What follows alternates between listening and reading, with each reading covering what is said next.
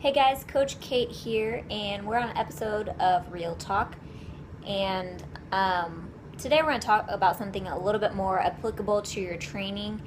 So it's less of a rant for those of you who don't like my rants, and more of an application. So a lot of you work out on your own, and that's really, really great. But most of the time, I'll have people come in here and say, "Oh, I didn't know I could lift that," or I wouldn't have worked out nearly as hard as I did today with you.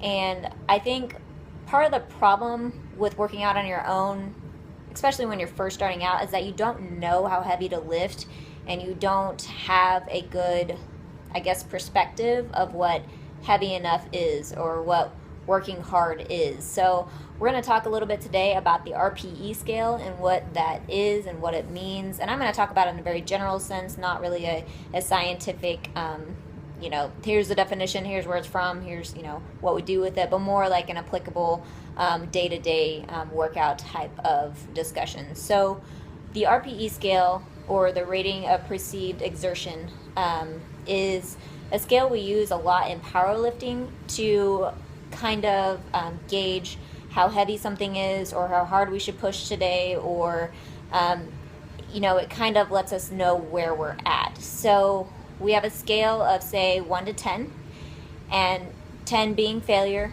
1 being I could do this all day. So you're on a sliding scale anywhere in between that when we're talking about how heavy a lift is for you. So when we're talking about powerlifting, we're talking about, if I'm doing a 1 rep max, or I'm doing, 3 sets of 5 at 140 pounds, or whatever it is on bench press, then my RPE is how I gauge how heavy that feels to me. So if I say I did 5 reps at 140 with an RPE of 9, that means it was really, really hard, but I finished all my reps. So I may have had 1 more in the tank, maybe. So when you're working out, I would say working in a rep range, or an RPE range of probably 6 to 8 would be good for most of you, especially those of you that don't have a spotter. I wouldn't be working in the 9 to 10 rep range very much, or at all, actually, if you don't have a spotter. So keep that in mind. Shouldn't be going to failure a ton on major lifts like squat or bench press if you don't have a spotter.